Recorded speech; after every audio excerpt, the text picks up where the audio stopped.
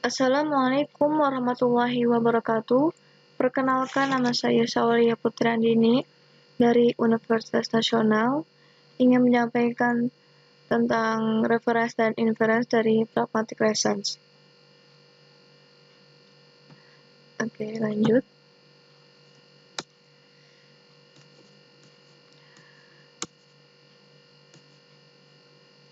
Yang pertama itu reference dan inference. Yang pertama, reference. Reference is an act in which a speaker or writer uses linguistic form to enable a listener or reader to identify something. Jadi, referensi itu adalah sumber acuan atau rujukan dengan menggunakan bentuk linguistik yang memungkinkan si pendengar atau lawan tuturnya itu atau si pembaca paham dan mengidentifikasi hal tersebut. Sedangkan inference itu use additional information used by the listener to connection between what is said and what must be meant. Jadi inferensi itu adalah si lawan tuturnya itu menyimpulkan semua informasi dari si penutur dengan menghubungkan apa yang dikatakan dan apa yang dimaksud. Lanjut. Linguistic form juga mengacu ke referring expression. Jadi bentuk linguistik juga mengacu adanya referring expressions. Oke, lanjut. Ada 3 kategori tentang referring expressions. Yang pertama itu noun, kata benda. Yang kedua itu noun phrase. Yang ketiga sama seperti noun phrase, yaitu or indefinites. Dan yang keempat itu adalah pronoun. Lanjut. Ada 3 tipe, contoh 3 tipe dari referring expressions, yaitu yang pertama itu noun, kata benda. Yang kedua noun yaitu Shakespeare, Jakarta, Roosevelt, dan yang lainnya. Yang kedua itu noun phrase atau indefinites, kayak the author, the police, the river, itu masuknya ke noun phrase. Ada juga yang a beautiful woman, a man, dan a beautiful place. Itu masuknya ke indefinites. Dan terakhir itu pronoun, seperti her, he, him, them, it, dan yang lainnya. Lanjut. So, reference is clear enough to state the speaker's goals and the speaker ability to listener to know that the particular something in the use of language. Jadi, dalam referensi ini sudah cukup jelas, yaitu untuk mengikat si penutur dan meyakinkan dengan apa yang disampaikan oleh si penutur kepada si lawan tuturnya, bertujuan untuk mengetahui sesuatu yang khusus dalam penggunaan bahasa. Lanjut ke referential dan atribut use. It is recognized that not all referring expressions have identifiable cyclic reference. Jadi itu dapat kita ketahui bahwa tidak semua referensi atau ekspresi itu dirujuk yang dapat diidentifikasi. Contohnya, there is a man waiting for you. Ini masuknya ke noun phrase, itu cyclic present entity yang dimana artinya itu maksudnya jadi tuh tahu apa yang dia tunggu. Jadi fisiknya dia tahu apa yang dia tunggu. Di sini kan there is a man waiting for you. Ada seorang laki-laki menunggumu. Jadi si penutur tuh tahu kalau yang dia tunggu itu adalah seorang laki-laki. Yang kedua, masuknya ke noun phrase, yaitu entity that is assumed to exist. Yang artinya itu sesuatu yang memang hanya si penutur doang yang tahu wujudnya, gitu kan. Jadi contohnya itu he wants to marry. Dia tuh pengen menikahi seorang wanita dengan menghabiskan banyak uang. Jadi si penutur doang yang tahu cewek itu siapa sih, gitu kan. Jadi nggak semua orang yang tahu. Itu lanjutnya, would love to find a 9 foot tall basketball player. Kalau yang ini masuknya ke entities do not exist. Nah, yang ini tuh si produk tuh belum tahu apa-apa kan, apa yang dia tunggu, apa yang dia inginkan. Jadi dia belum tahu wujud aslinya, wujud fisiknya gitu. Seperti itu. Lanjut, ini masih penjelasan seperti yang di atas, yaitu the word A can be any in this case that is called by attribute use, and the meaning whoever or whatever it could be distinguished from a referential use. Oke, jadi itu kata A itu bisa menjadi any. Nah, ini juga disebut juga attribute use. Itu yang seperti a man, a woman. Nah, terus yang artinya tuh siapapun atau apapun juga bisa dibedakan dari penggunaannya referensi seperti itu. Oke, lanjut. Maaf. Pengertiannya dari referensial dan atribut use. Pengertiannya. Lanjut, yaitu referensial itu yaitu mereka tuh mempunyai kesamaan latar belakang antara si penutur dan si lawan tutur, dan juga tahu apa yang dia bicarakan gitu kan. Jadi mereka masing-masing sama paham dengan apa yang mereka bicarakan, seperti itu. Sedangkan kalau atributis itu dia tuh punya perspektif berbeda antara si penutur dengan lawan tuturnya, karena mereka tuh punya perbedaan latar belakang, dan juga tuh mereka tuh tidak tahu apa yang dia bicarakan, seperti itu. Lanjut. Ini istilah dari Donnellan 1966. Referential use has one specific in mind, yang artinya itu jadi penggunaan referensi itu memiliki satu tujuan tertentu, seperti itu. Lanjut ke names and reference. Jadi yang pertama itu proses ini tidak hanya perlu bekerja antara satu penutur dengan satu lawan tutur, namun bisa juga bekerja antara semua anggota yang memiliki bahasa atau budaya yang sama, seperti itu. Ada juga menggunakan konvensi ekspresi yang tertentu yang digunakan untuk mengidentifikasi secara teratur, seperti itu. And that appears to pragmatic between purpose name and object that will be conventionally associated with those name. Oke, lanjut. Jadi di sini juga tampaknya antara nama dan objeknya dapat diasosiasikan dan diidentifikasi secara sosiokultural dengan nama tersebut. Yang terakhir yaitu using a proper name referentially to identify any such object, invite and listener to make expanded inference. Yaitu menggunakan nama secara referensial untuk mengidentifikasi objek yang mengundang dan memproses untuk membuat inferensi yang diharapkan. Jadi names dan reference ini tuh menggunakan nama orang atau nama benda apapun itu untuk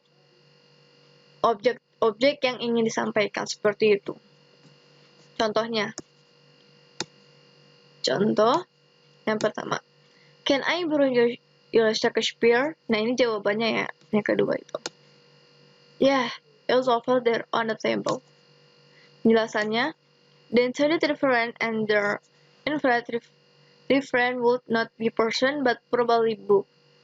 Nah, satu itu kan menunjukkan bahwa si Shakespeare itu adalah sebuah benda, sebuah buku, bukan nama orang, seperti itu.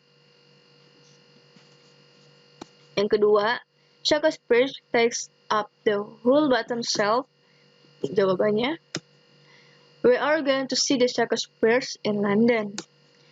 Lalu seperti ini, the entities that can be identified by the use of the writer's name take the writer produce. Jadi yang kedua itu merujuk ke dalam kumpulan entitas yang dapat diidentifikasi dengan nama penulis, yaitu hal-hal yang dihasilkan oleh si penulis, seperti itu. Lanjut, The role of geotext. To ability intuitive referent and accompanying to referring expression linguistic material, yaitu kemampuan untuk mengidentifikasi rujukan yang dimaksud dengan menyertai ekspresi menggunakan bahan linguistik gitu. Nah, the function of geotext is make reference more specific. Jadi, fungsi dari geotext itu untuk membuat referensi itu lebih spesifik gitu, lebih detail. Jadi, walaupun detail tapi jelas seperti itu. Contohnya, Brazil wins World Cup. Pengertiannya, Brazil was a referring expression because we know that functions and the wins World Cup was part of the geotext.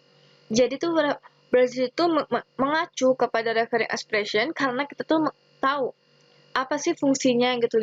Kita tahu wujudnya tuh Brazil tuh, oh Brazil tuh nama kota, oh Brazil tuh tempat negara lain atau yang lainnya. Dan Wins World Cup itu was part of the geotext. Jadi Wins World Cup itu adalah konteksnya, jadi seperti itu.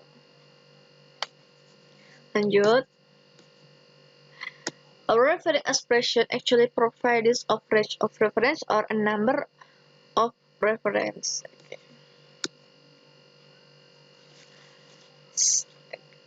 Sebenarnya, ekspresi rujukan juga menyediakan adanya rentang atau jarak pada referensi atau bisa juga jumlah dari referensi tersebut. Contohnya, yang pertama, the cheese sandwich is made with white bread and cheese sandwich left without paying. Pengertiannya, well, the price of the cheese stay the same because there are different contexts in interpretation for each case. The first cheese refers to food and the second cheese refers to persons. Jadi, untuk contoh yang pertama itu, kata cheese itu mengacu ke makanan. Dan yang kedua, cheese itu mengacu kepada orang. Jadi, maksud dari sini tuh karena mereka tuh di cheese itu punya satu kesamaan, hanya saja berbeda dalam konteksnya dan juga berbeda dalam interpretasinya dalam setiap kasus seperti itu. Lanjut, anaphoric reference. Anaphoric reference in this case has been concerned with single egg reference, and after the initial introduction of some entities, speaker will use various expressions to maintain reference. Dalam kasus ini telah dikaitkan dengan si penutur yang digunakan untuk mempertahankan referensi. Untuk mempertahankan referensi seperti itu. Contohnya seperti yang di film itu kan. In the film, a man and a woman were trying to wash a cat. The man was holding the cat while the woman poured water on it. He said something to her and they started laughing. Okay. In English, initial reference is often indefinite, definite noun, phrase, pronoun, or example of subsequent reference is early introduction reference, generally known as anaphoric reference or anaphora. In the negative term, the second or subsequent expression caught by anaphora and the initial expression caught by antecedents. Jadi, dalam istilah bahasa Inggris itu merujuk pada reference atau indefinite, ya kan? Yang biasa kita sebut indefinite. Di situ ada noun phrase, ada pronoun gitu kan. Dan subsequent reference is already introduction reference. Nah, lalu subsequent usually juga biasa disebut dengan anaphora. Dan initial expression juga bisa disebut dengan antecedents. Contoh, ini penjelasan dari contoh yang pertama. Initial is often indefinite, itu masuknya ke kayak seperti a man, a woman, a cat. Terus lalu subsequent expression itu seperti the man, the cat, the woman, and pronouns seperti it, he, her, they. Nah, contohnya anaphora dan antecedent itu contohnya seperti peel and slice potatoes, put them in cold water. Sweet potatoes itu masuknya ke anapore dan them-nya itu masuknya ke antecedents. Lanjut.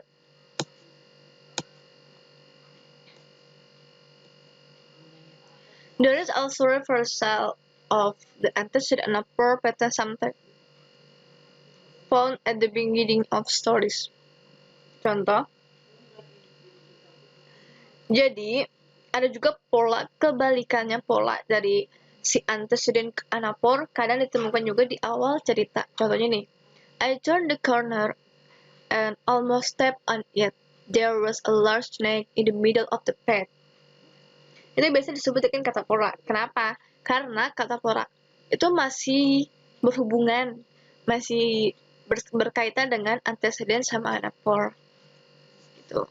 Ada juga yang tidak berhubungan dengan anapore sama antecedentnya seperti yang biasa kita sebut dengan zero catapore atau ellipsis. Baik, contohnya seperti peel the onion and slice it. Drop the slice into hot oil. Cook for 3 minutes. Oke, ya, yang C nih ya. Cook for 3 minutes.